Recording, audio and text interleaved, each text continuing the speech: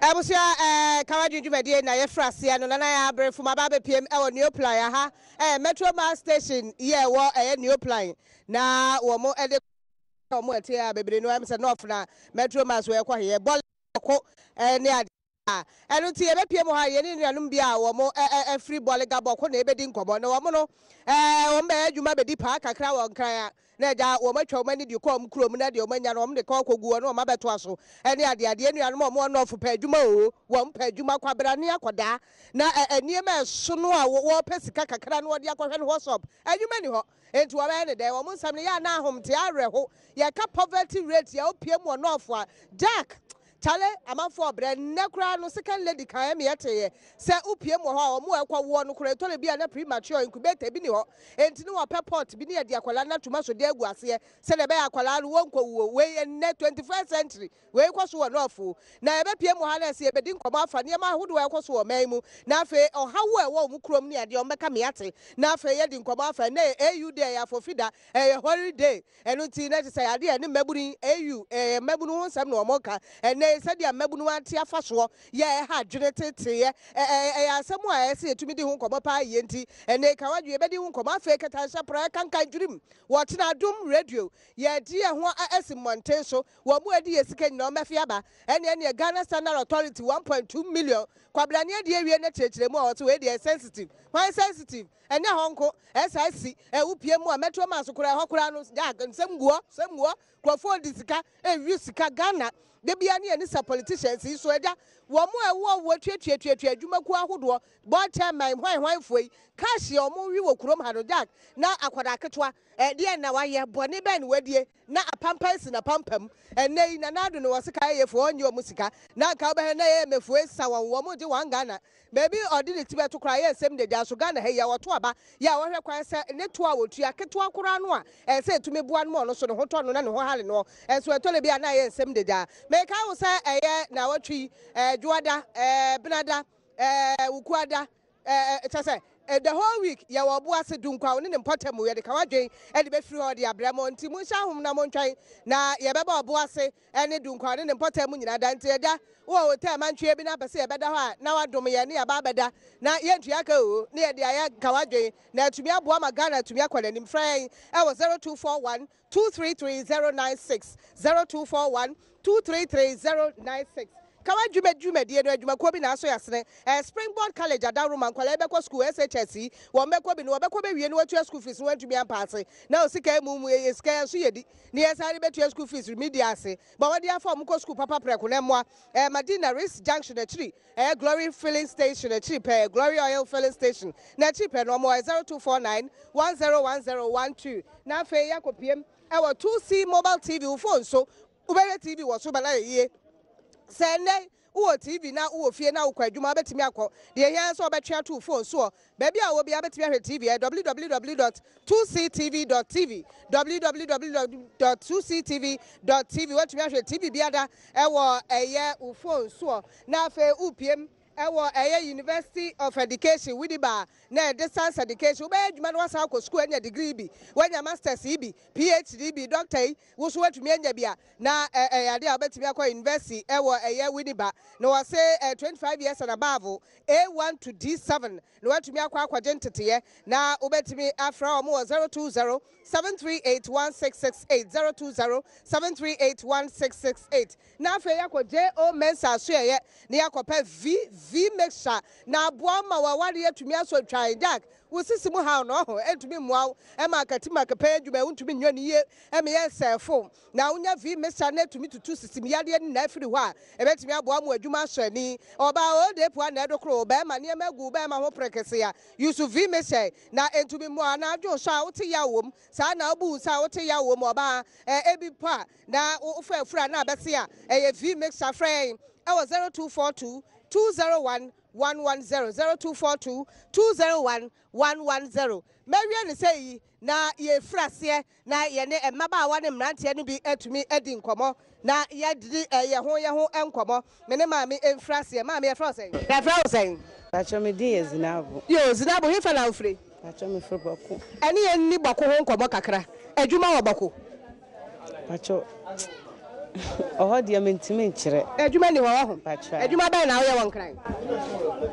Me ko show bi.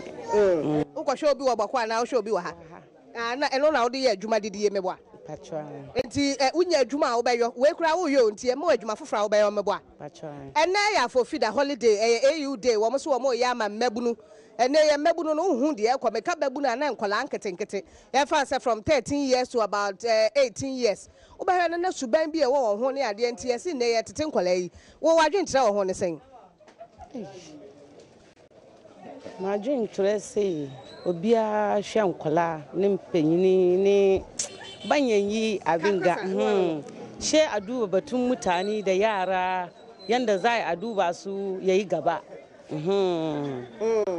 na kata shapra kankan dream sikadie basa bebrebe no tu nkrofo ho e wo kurom kasa a kudi de mutun zaka bidi kudi ka bidi da hanyar shi akwai abin da zaka zo bidi kudi ya zama maka zamani ba na alheri ba ya zo ya dame ka wata rana ka samu kudi amma ya dame ka ko ba haka ba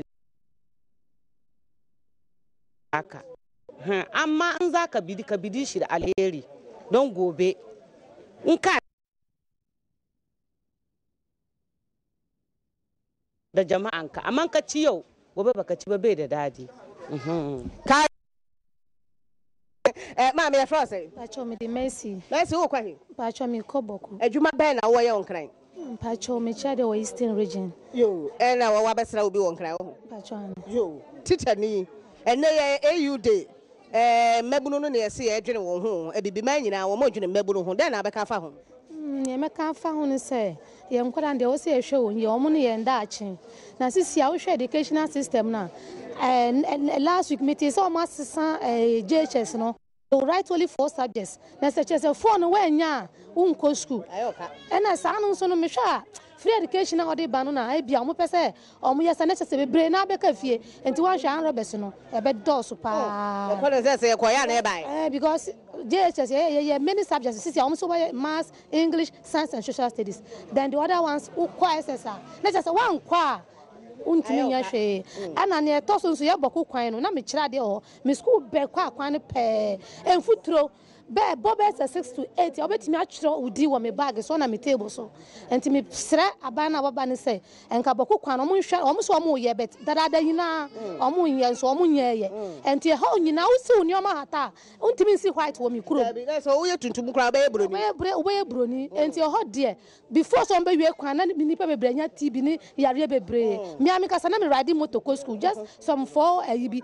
me do ho no mo na me hu na mi na say won dware ye enti na un look like a cratch ni kura me nya yare me hu me yi me hu na eye green ana me dey call hospital ansa na eye enti wo so wo betimi akọ mo ntimi nko na enti me kura mo kwan so de o mo hwe na o mo ye man na ye bre wo boko kwan so ye da se o teacher ni na wa kire na dwene no wo se de ekoso na ni nye ho teacher ni wa kire na dwene ye na amafo de edi nkomo ma me ye fra say Efrem Asibi. yo asibi enkomo aye de fa mbabunu ho kata shapra ye kankan ne ya Adom FM ye se be demonstration amafo diska okurom hanya asem keto o enti sika ye pone keto bi ma wa ntumi fa ne adwuma de na be ka fa ho Mpacho chini mentini yi. ka okurom kata Oh, mpo ya la anse na balga tenga zula. Mazela balga. Tuma minditi wahala mi balga pa.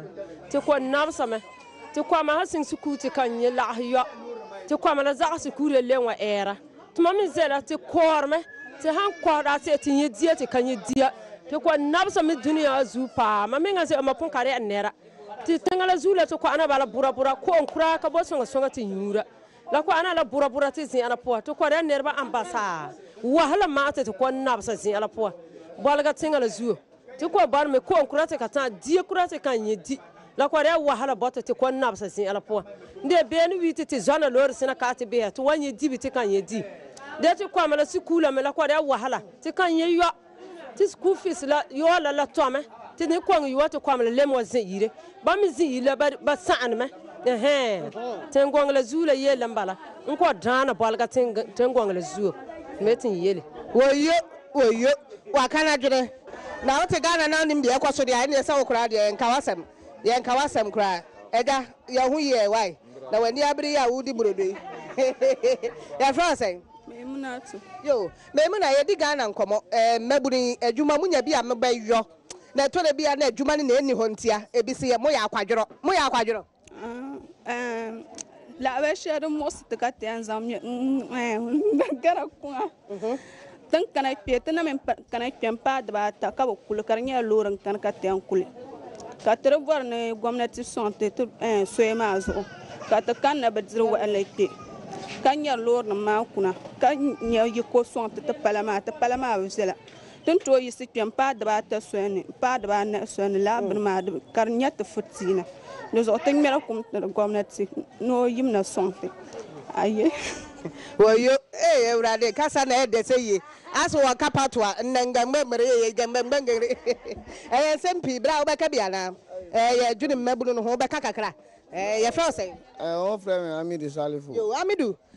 Obi Humo was say, Amidu, the Oil to Webby Cry way, one pair Juma, Amidu Yaquadro, and Mabun insanity. Unya Juma obey your meboa. Manya Juma by your papa. But Juma and your Abai we see or buy a venue Juma, your boy, spending Juma, gaggers, spending Juma or Jia. She on yes, she mine. Your acquaintances are castles are, shall be ever any baby say. Yen you a peca or cast in Niho. And the guy say your bomb about your pound to say almost shall know my cast. Your acquaintance no more yet. Baby, see, correct, I mean, 18 years. Yes, we team feel I pay you my cry and I could share Bushia phone. Timidasi. And one metro mass once I'm working, so I better have it anapa.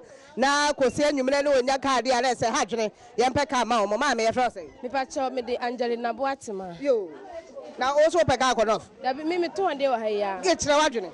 My dream said, Nanasi and Trabaman, and I have 2 abanimana or bar.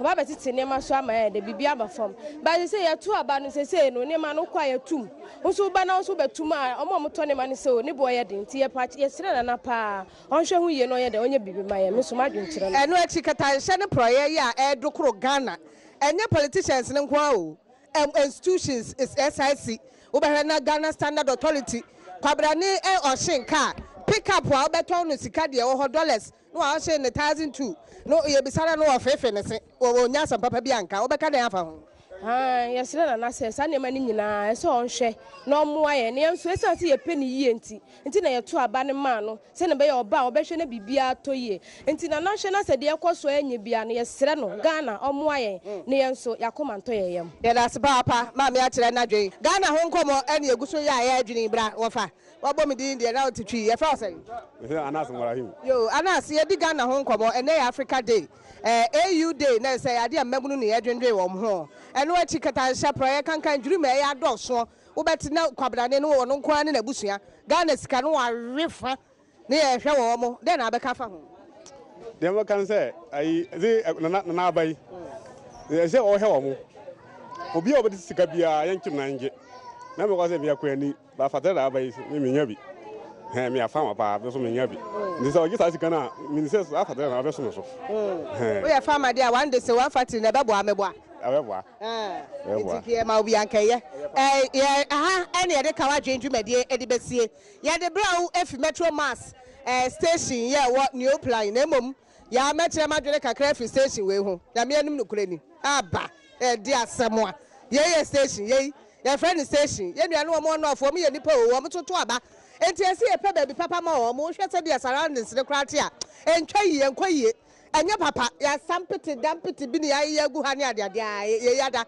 enso e station e na car no kura beba no manya kwayafo e sempi enti ye hwe ne entutu ne ma ye ne ntumi mu akai say V mixer daroma 2CTV e na odebe 2 phone so na afa ye piem e wo wini ba distance education bi ya kwakwayo bi na afa ya hwe e ma springboard for atete nkwale na omuso tro so hwe a o matumi atwa ha ene ye de eye kawa dwendwumade be sie kai se ye ba obo ase dunkwane ne mpotamu ene na watwe ne mu nyina no ade a ho ene ye de kawa dwendwumade be fredi